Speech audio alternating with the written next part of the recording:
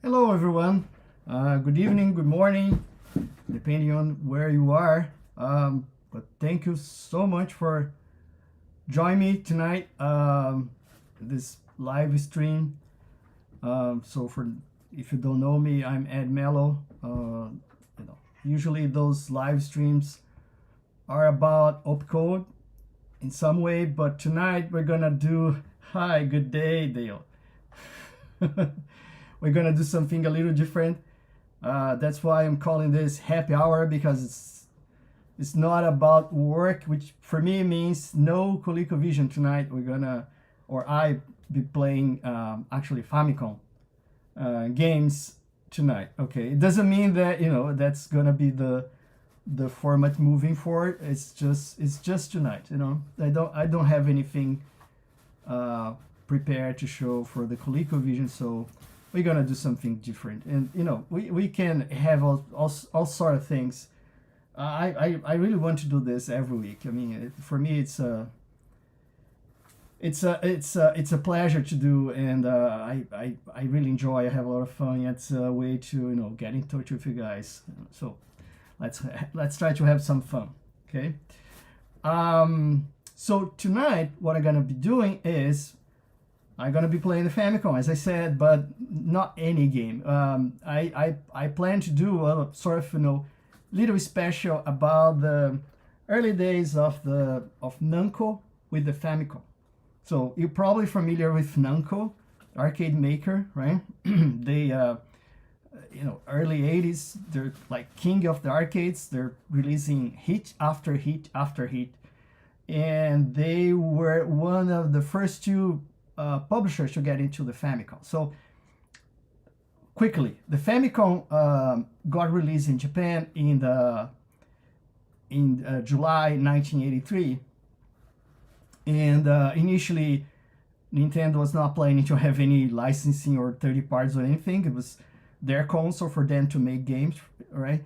But eventually, some companies saw that the Famicom was actually selling very well, and they start approaching Nintendo for a license. And the two first companies to actually approach Nintendo were Hudson Soft and Namco. Now, Hudson Soft actually got in touch with the Famicom because they work with Nintendo in the Family Basic Keyboard project. So they supply the basic language for the Family Basic Keyboard you could attach to the Famicom and create your own programs and stuff. But Namco, they went a different road. Actually, they just when they saw the Famicom selling, they just went there and bought a console, bought some of the Nintendo games, and they reverse engineered the console, how it worked, and they start making games for it. So again, they start making some games. They approach Nintendo and they got the license. Initially, those two companies especially, they got very, very good terms with their license, which was basically almost no terms. It seems that they had to pay like 200 yen per copy sold, which is almost like $1 at the time. They didn't have any restrictions in terms of number of games they could release or manufacturing. They could manufacture their own cartridges if they wanted. So Namco took advantage of that, and this is what Namco came up with. So this is the box for Namco's very first game for the Famicom. It was released in August 1984, which is about a year after the release of the Famicom in Japan, and about a month after Hudson. Hudson started first. So it's a very small box. It's almost exactly the size of the cartridge. And in case you don't know, officially the name for Famicom cartridges are not cartridges, are cassettes, because they have exactly the same size of a cassette tape, the box, right? And here's the cartridge. Let me show you. So this is the cart. Oh, this is the cartridge. As you can see, it's a custom cartridge. Namco's making their own cartridge. There you go. I don't know if you can see that, but there is a logo. There's a logo there. And before I start, let me discuss one last very interesting thing here. All games, they had this, or at least initially, they had this sort of label with a sort of a screenshot and some illustration. And at the back, there is a sort of, quick instruction on what is the goal of the game, right? Okay, so interesting fact. Actually, the Famicom was not the first system that Namco released games for in Japan. It was actually the MSX. So here's a Namco release for the MSX from a few months prior to that one. So here I have Mappy for the MSX, Mappy for the Famicom, right? Similar. And when you go to the back of the box, there is some description about the screenshot and description about what the game is about. The description is exactly the same. And when you take the cartridge out, the MSX cartridge also has instructions here saying what's the goal of the game. Funny enough, if you get the Mappy cartridge for the Famicom, you're gonna see exactly the same instructions, exactly the same text. And you're gonna say, well, but it's all in Japanese, right? Yeah, I can read some Japanese. I'm that crazy. So you may also say, well, okay, but it's the same game. Of course it has the same instructions.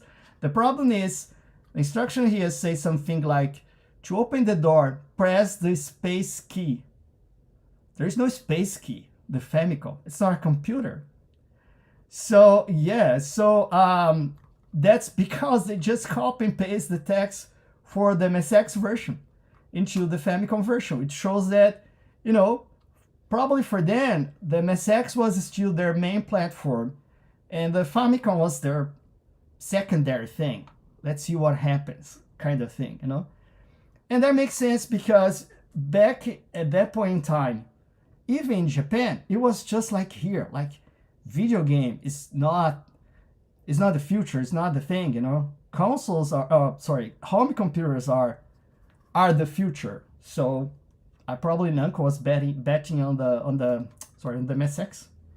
But yeah, we know what happened next. So anyways, let's get to the games. So I'm gonna play 4 games tonight, and those are the very 4 games that Namco released for the Famicom in 1984, and they only released these four games. Eventually, Namco became huge with the Famicom, and they become the largest publisher for the Famicom, publishing even more games than Nintendo themselves for the Famicom. They published like 80-something games during the Famicom life, right? But in 84, they released 4, and those are the games that I'm gonna be playing tonight. So I'm gonna be playing Galaxian. Then the number 2 is, where is it? Here. Number 2 is Pac-Man. And then number 3 is Xevious.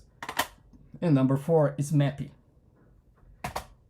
And we can do something for fun here. Since you guys cannot play, but you can be watching me playing, and since those are all arcade ports, I was thinking about doing something, I don't know, kind of fun. Hey Steven, nice to have you. Thanks for joining. So I was thinking maybe doing something fun is I'm gonna play the game. In case you're not familiar with the Famicom version, those are arcade ports. At some point you can just give a score for the game in terms of how good you think the port is. All right, from I don't know, let's do 0 to 5. How about that? You can just type your awesome. All right, okay, so let's get started. I'm gonna move my screen here to this corner, very small, and we're gonna start with this. We're gonna start with Galaxian, which makes total sense that Namco decide to get into the Famicom with this one.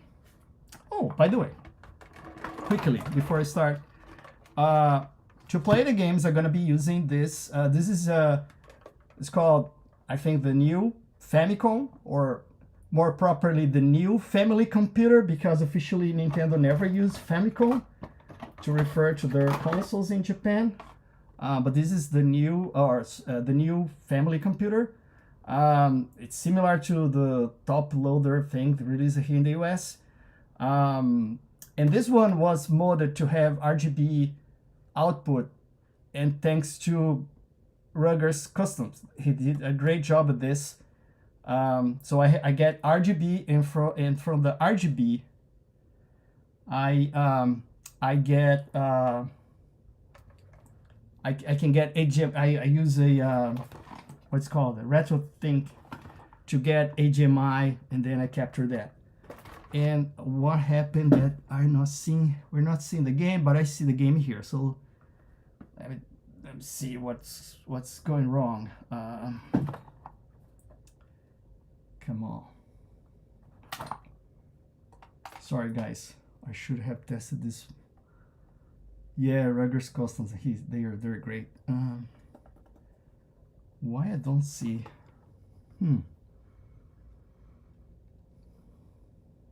It's not capturing. Why is that?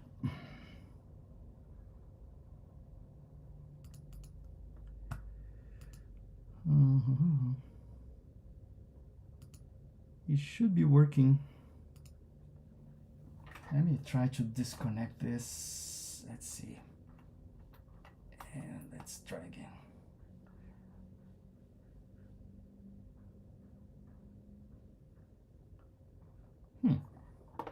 Oh, there you go.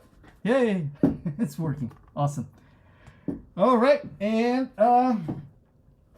as for controller, instead of the usual pad, Famicom pad, I'm gonna be using this. This is a ASCII Stick 2 Turbo.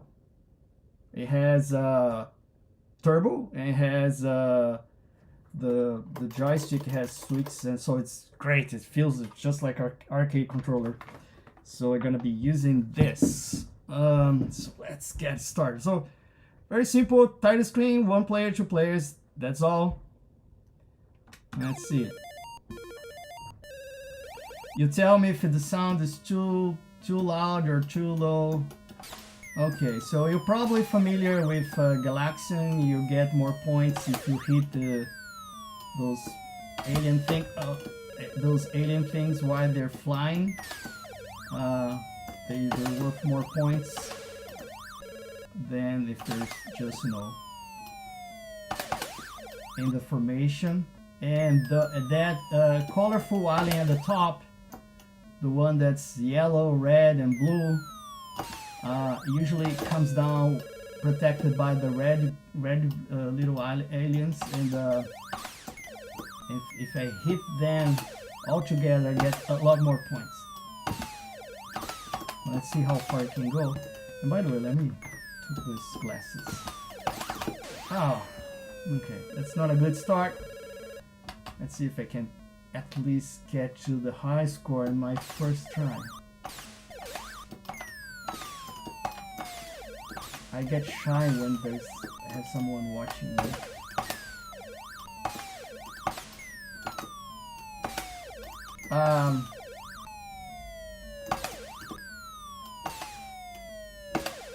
We are, some of our probably are, of course, used to the ColecoVision version, which is actually pretty good. But I think this one is even a little bit better.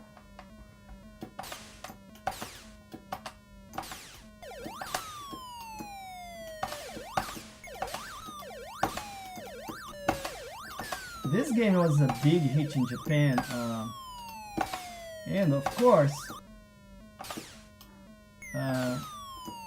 it led to the sequel, which is even more successful, right? Galia. Okay, second stage.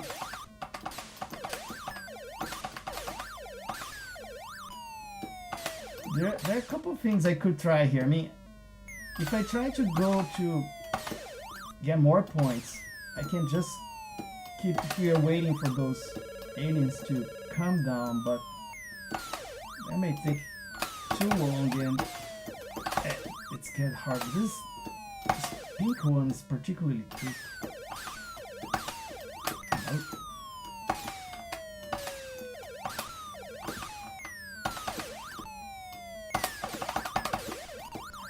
As a technical aside, as far as I know, this game was the first one to actually have sprites and tiles and things like, you know, the way you usually. Oh boy, there you go, game over. Not almost high score. Okay, let's try again. It was the very first game to, as far as I know, to have color, to have sprites, to have you know, tiles, the things that we usually associate with, you know, arcade games. And that's why actually a lot of other companies in Japan actually copied the hardware of this game. Konami, for example, used this hardware a lot. They just copied. The other interesting thing about this game is, as I remember, it has conceptually has some things in common with Atari Player and Missile, where, if you remember, the game this board offers 8 sprites. You can put 8 sprites on screen, and then you're gonna say, wait a minute, but I see a lot of aliens there. Oh, those aliens actually information, they're tiles, okay? They're not sprites. They're only sprites when they're flying. So the hardware can display 8 sprites and can display 8 missiles. So it has a similar concept to Atari's Player Missile. So those shots you see, those are the missile sprites. Oh, look at that. Huh.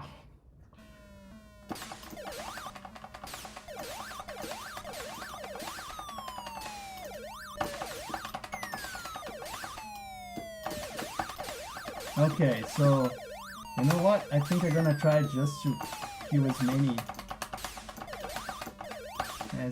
those aliens as I can. I'm not gonna wait too much for them to fly down.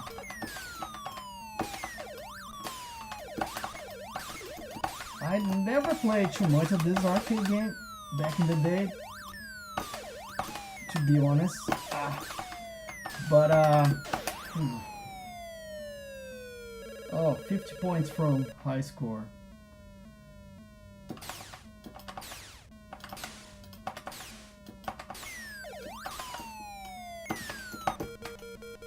There you go. High score and an extra life. But to be honest with you, I play a lot of the Atari 2600 version, which I always like it a lot. It's not, of course, it's not a, you know, kind of arcade perfect by any means. But I don't know. I think that for the Atari, that version plays actually pretty good.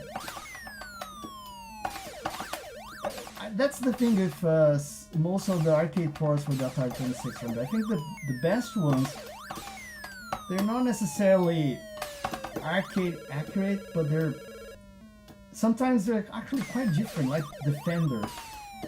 I actually like Defender a lot. I think it's a pretty fun version of the game.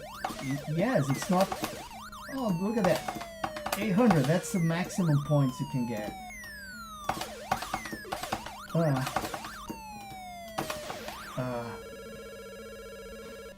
Okay. But yeah, I mean, Atari 2600 sometimes even if you know it's not that close to the arcade version, some games are just fun. Kind of their own thing. I don't know. Come here.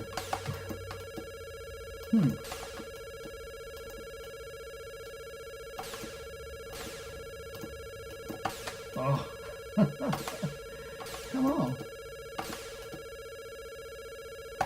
There you go.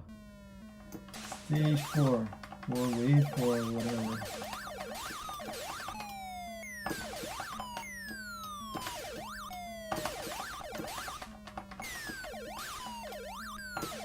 So I would say that, yeah, I think this version is pretty fun. Again, I'm not super familiar with the arcade version, to be honest. I never played much, but it looks close enough, I guess. Graphics are good, colors are good. Oh! There you go.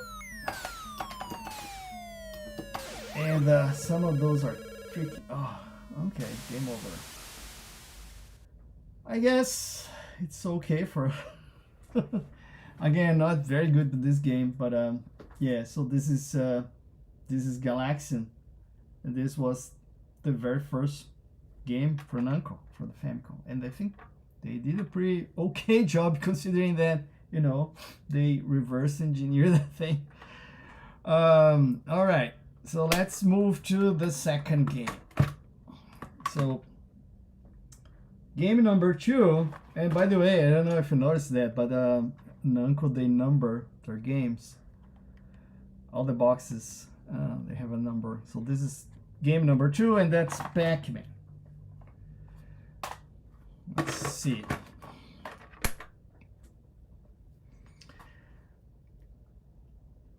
Alright, same thing. There is a glitch at the top of the screen. A white thing over there. But anyways, let's go. So the maze is a little...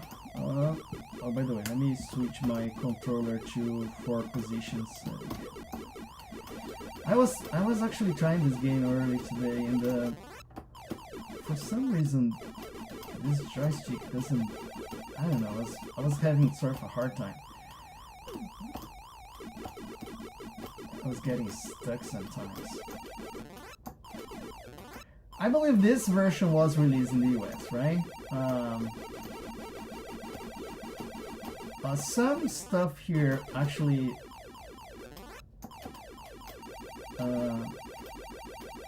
it's worth noticing, or at least, you know, grab my attention. Is the first one is colors. To be honest, they look a little off. And knowing the Famicom color palette, you know, it seems a little off. I mean, it seems that I can't think of better. The Famicom offers closer colors to the arcade original. And the other thing that I noticed, oh man, come on. The other thing I noticed is the fruits.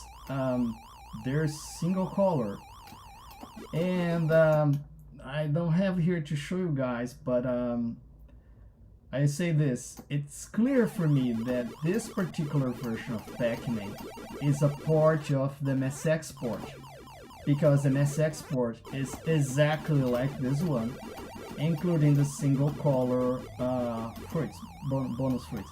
And for the MSX, that makes total sense because, oh man, because the MSX, you know, has the same limitations as the ColecoVision. That was pretty bad. That's right. But for the Famicom, I don't know. It doesn't make sense to me that, you know. Oh, okay. I'm better when I play with the right hand. Okay, good. Now I'm playing better. Alright. Oh, not so much.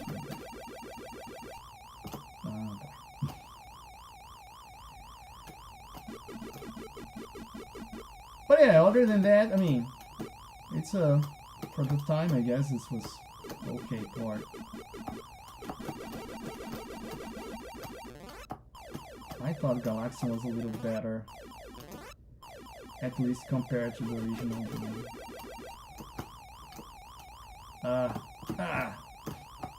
Uh-oh.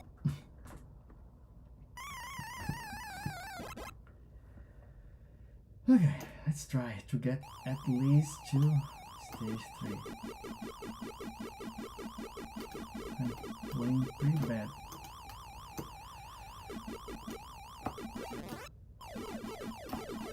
Let's try to go for...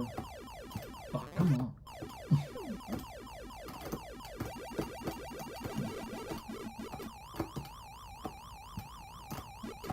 Sometimes oh, look at that. Not even flicker. It's just disappeared. Okay. First screen. Okay.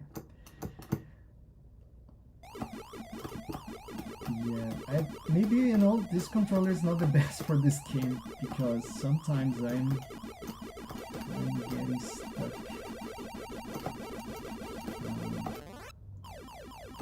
That was a waste of a power pill. Okay, let's see.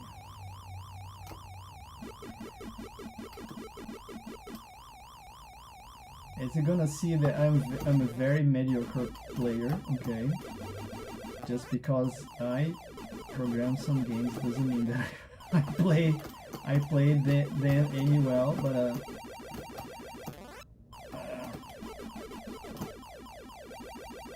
oh, this is bad. Okay, now they got me. So close. Okay, let me try to concentrate.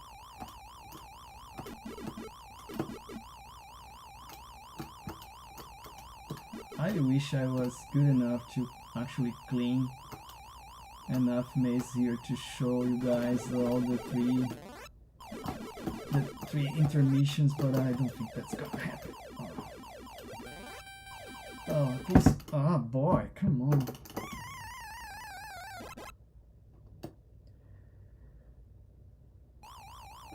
I should try a gamepad next time for this one. It doesn't work good with this joystick. But okay, I at least say I completed 2 stages. Yeah, Dale, yeah, I agree. It feels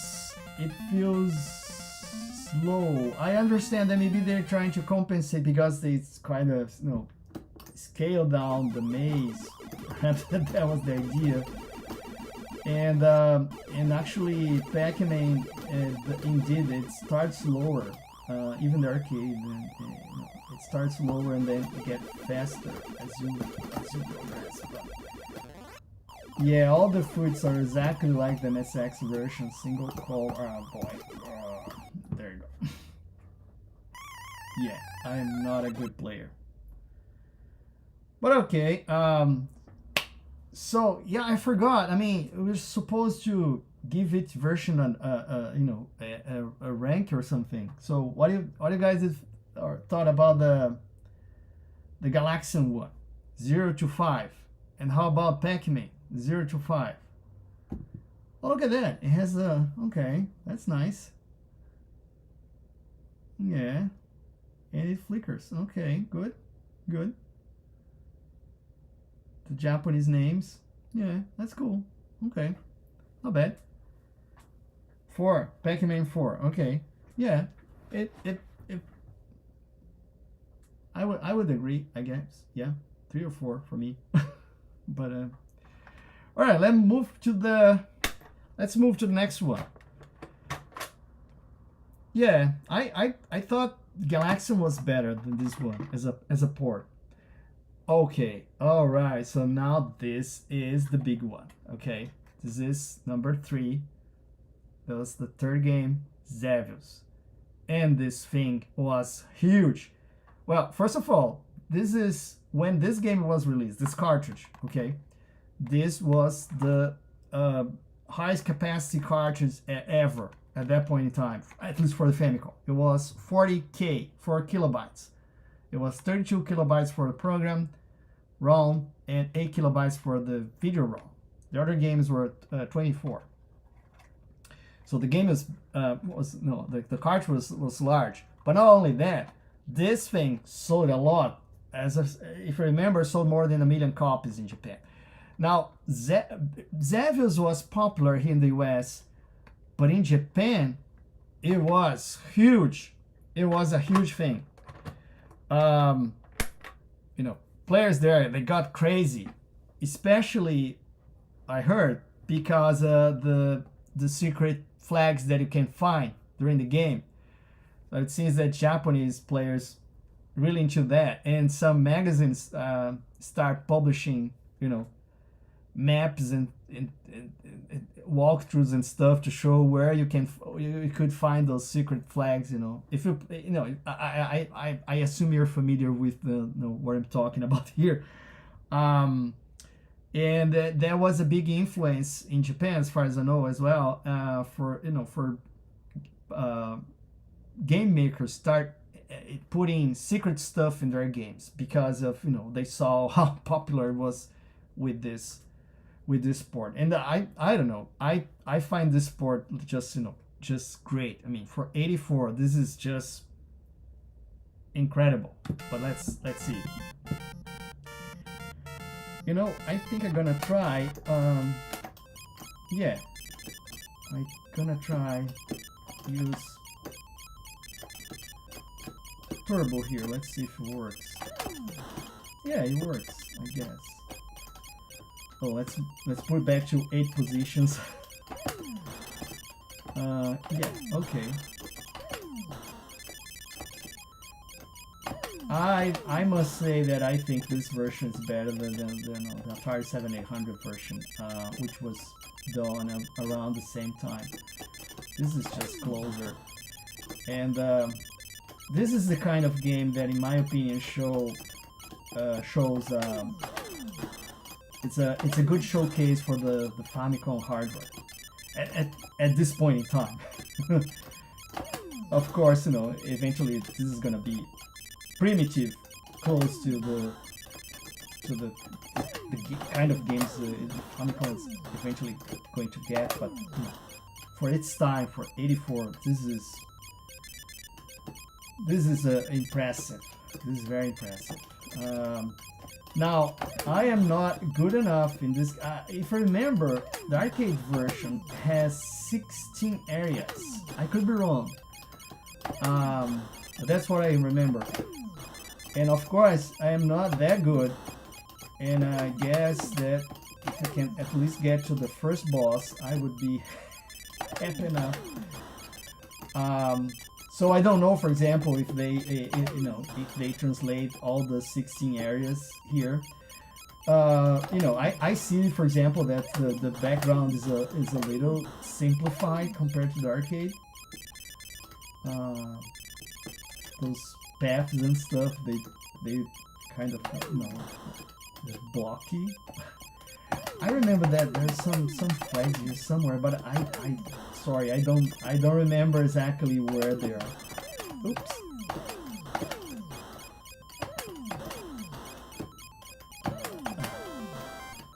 There we go. I got an extra life.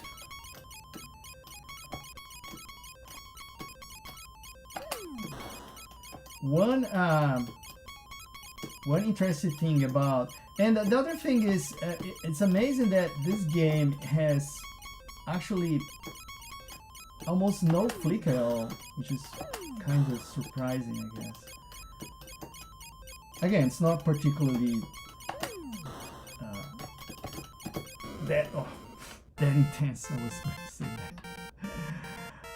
that intense, but yeah, they did a great job. I mean,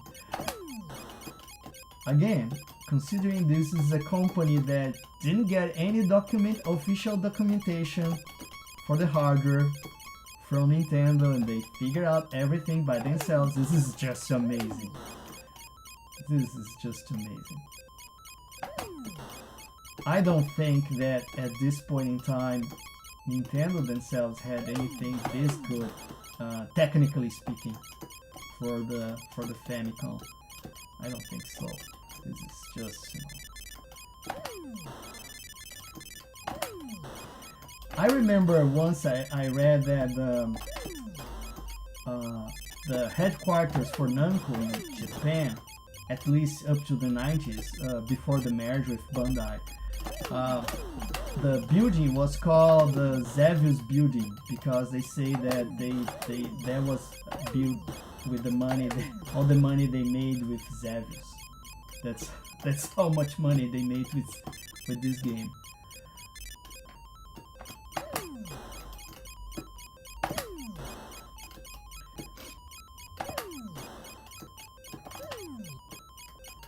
Oops.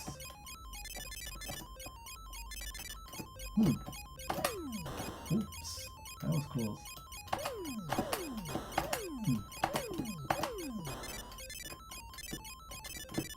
Oh, come on, go away. I think I'm getting close. I could be wrong. To the mothership. Yeah, there you go. Ah, boy. I'm so close.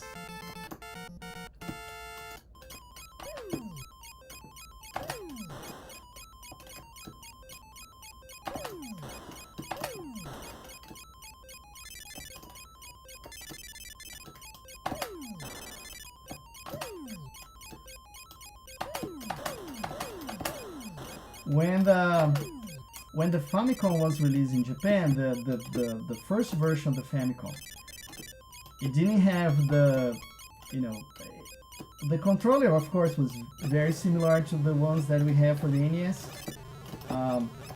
but the buttons were they're square and they're made of rubber. Okay, and eventually, after just a few months, they replaced that with the plastic round button for the two action buttons, the A and B, right? And I can imagine kids playing this game with no shooting and pressing a rubber button. That's probably one reason why they replaced those buttons. Let's try again. Come on. Oh boy. Okay. So let me see how much time we have. 15 minutes. Should I play another? Should I try again? Try again. It's fun game. I only have one more game to go anyways. Let's go. I don't know, it doesn't... Oh, okay, wait a minute. I don't think my turbo is working. Now it's working. Oh, okay, now we're talking. I didn't have turbo activated actually. Now we're talking. That makes my life much easier. Alright. Let's see.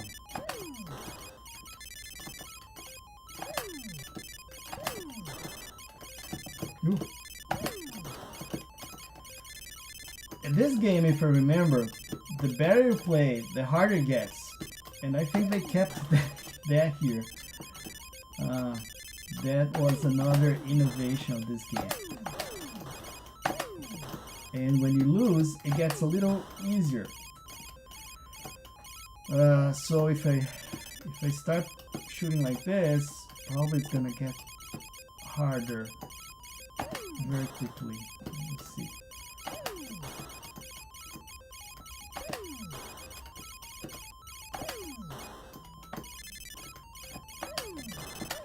Ooh.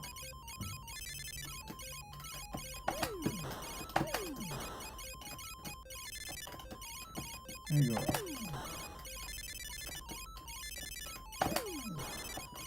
Yeah. First time I played those other ships, they didn't start showing up until area 3 or something. So indeed, the better you play, or the more stuff you kill, the more. Come on, I remember a flag here somewhere. I got an extra life, which is great. Ooh.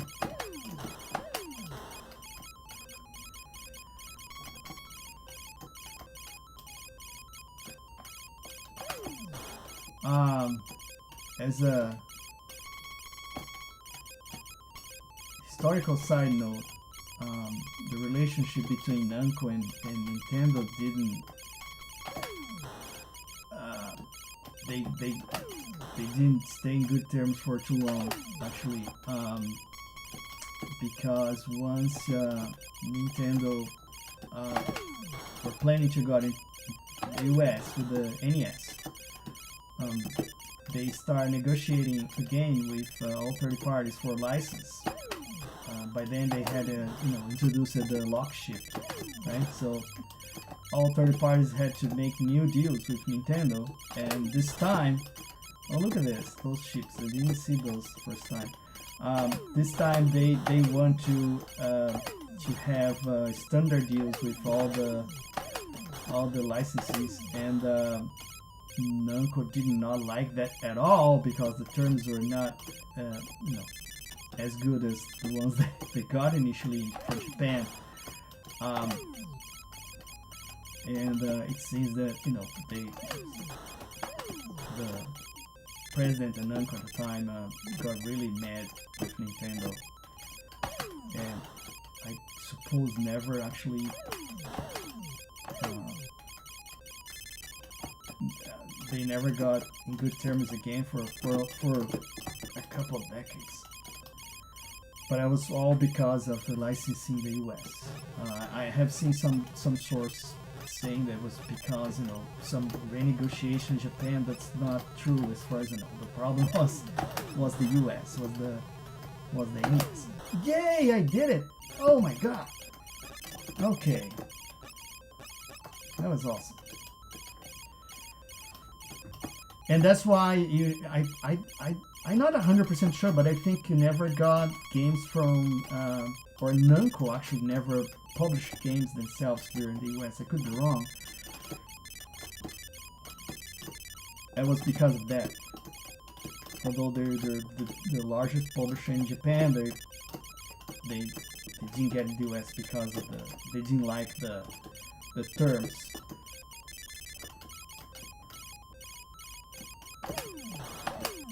In their view, they had helped Nintendo to actually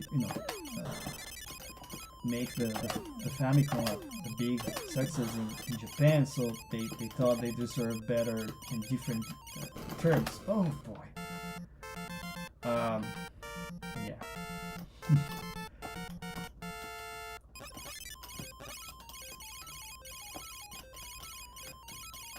But the truth is, during the 80s and 90s, I suppose Nintendo burned a lot of bridges with a lot of third parties actually. Not only Namco, but some others. Oh man.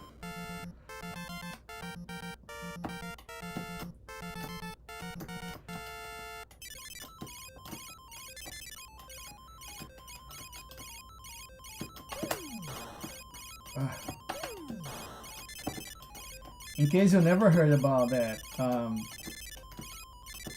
here in the US, what happened was, during the 80s, Namco became a major stockholder of Atari games, the one making arcade games.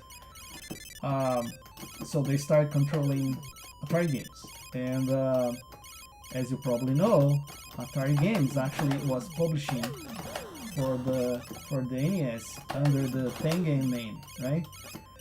And in case you never heard about, Tengen was publishing games with no license because somehow they figure out the lock ship, the lock ship that Nintendo used.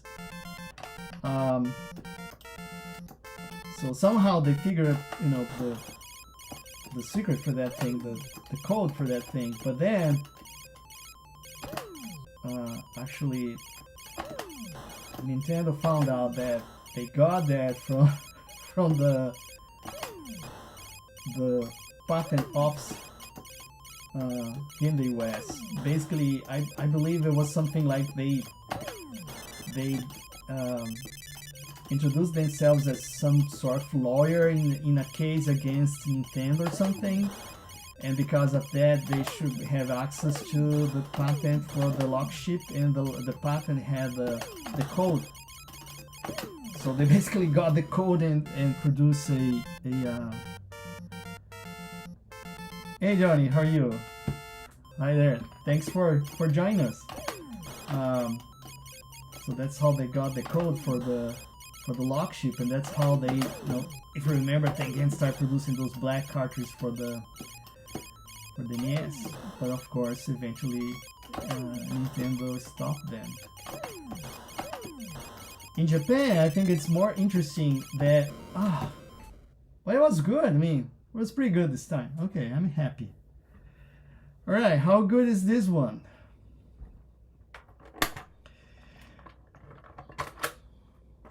Let's move to the final one, and that's gonna be game number 4.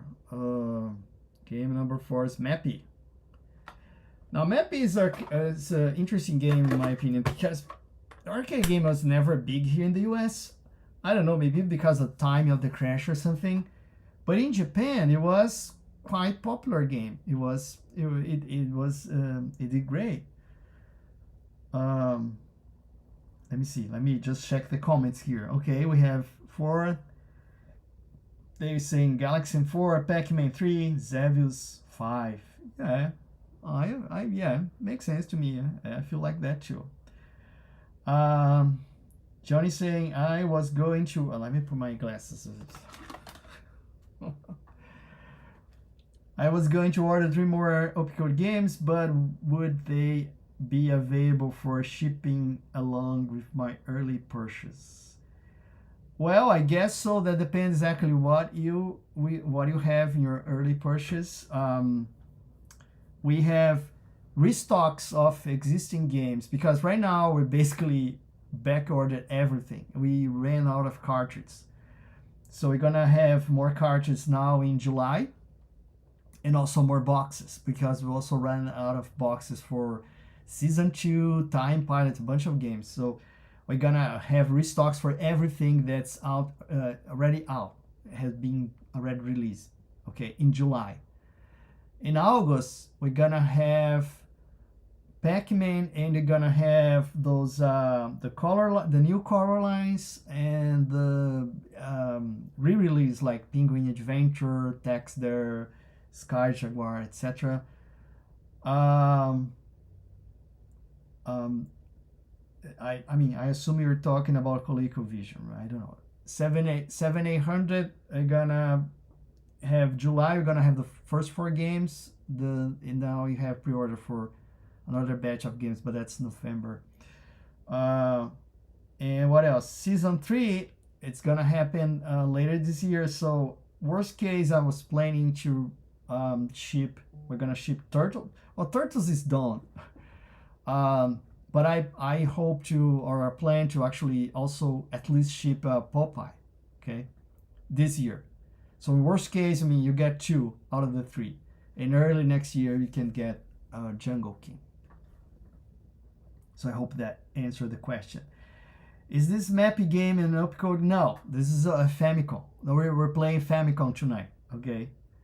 Famicom is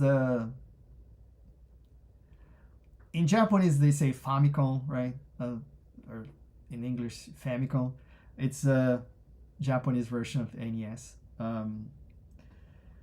Yeah, so for again, going back to Mappy, Mappy was in Japan was excuse me, was very popular actually, and even for the NES, or sorry, for the Famicom, it got a few sequels actually. It got Mappy Land, which I don't know if it was released in the US, but I think it was, right? And got a third one, was called Mappy Kids or something. So yeah, it was big there. And on the other hand, Pac-Man was never as big in Japan as it was here probably. But yeah. Okay, so let's play this one, and this is our final game for tonight. So let me turn off the turbo. Okay, so this game, let me, in case you never saw this game or never play or whatever, the goal here is you're the mouse, the little mouse there, and the goal is to recover all the stuff that those little guys, pink guys, stole. So you have some paintings, TV, radio, stuff like that. So you basically you have to collect those things, and those doors, you can open the doors and smash the enemies. Of course you have the trampolines, you can jump, but you can every time you jump you see it change color, because after I don't know 3 jumps or something, if you don't get out to the platform, it's gonna you're gonna fall. What else? Some doors, they have those sort of waves that's gonna take the enemies away and get points. And if you recover the stuff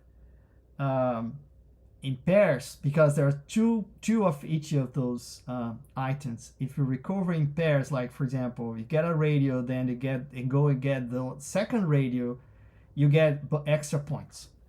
I think that's all for this game. I mean, it eventually has a bonus stage. Assuming that I can get that far. Let's see. See, that's the problem. The truth is, I'm very used to the MSX version, which is much slower than this one. So for me, it's a little too fast. But let's see. I'll try my best. Come on here. There you go. So I'm not gonna try to be too fancy here or anything, because again I'm not that good.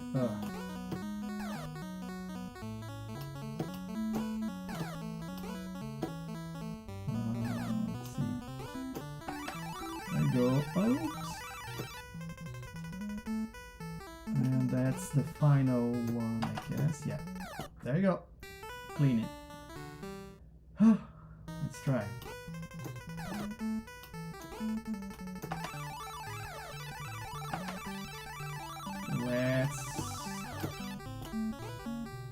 Oh boy. Yeah, by the way, while I'm jumping on the trampoline, I'm safe. Little guys can only get me if I'm on a platform. Now, there's one thing that I think makes this game a little harder than it should be, is that you don't see the whole screen. Like, for example, oh, I got to the bonus round. Look at that. Oops. Oh, pay attention. Let's see. It's very hard. I don't think I ever actually complete this. You have a time to do this.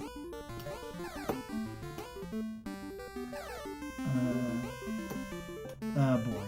Yeah, I lost again. Yeah, there you go. Okay, that's okay.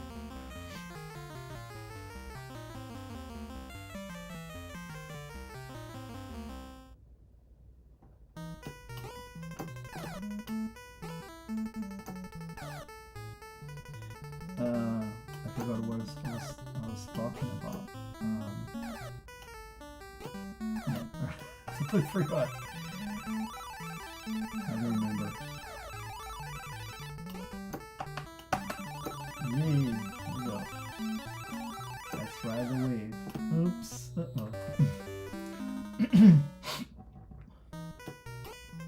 Yeah, I don't think I ever got all the balloons as well. So I'm not that particularly good in this game. Oh, look at that. I think you're gonna clean another screen. Okay.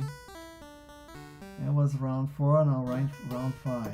Oh, it's getting fast. Oops.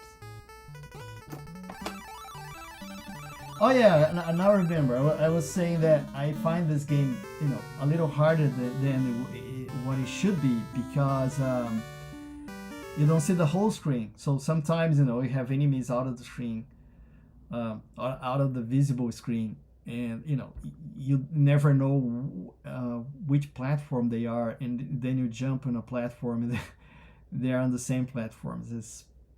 That makes the game, in my opinion, a little harder than what it should be. But anyways, okay, I think you're running out of time. I don't want to make this you know, longer than 1 hour. I'm surprised. I mean, I am surprised that I had this many views. No, I was not expecting a lot of people tonight actually to come see me play Famicom. But thank you so much. Really appreciate that. So what else? Yeah, I mean, again, my plan is to keep doing those streamings every week, every Thursday, if possible. Have different stuff every week. Some weeks I can have opcode stuff. Some weeks we can have, you know, some random console, or I even thought about, I don't know, some weeks having a thing called, that I thought calling Tech Talk, where you can come here in the, for those that, you know, enjoy understanding how those hardware and stuff work. I mean, we could maybe talk about that a little bit eventually. But yeah, thank you so much again for, you know, for joining me tonight. I really appreciate that. It was awesome. I hope you guys also enjoy seeing me playing those, in case you're not familiar with those games. All right, guys. Thanks again, and you know, hope to see you guys again next week. All right.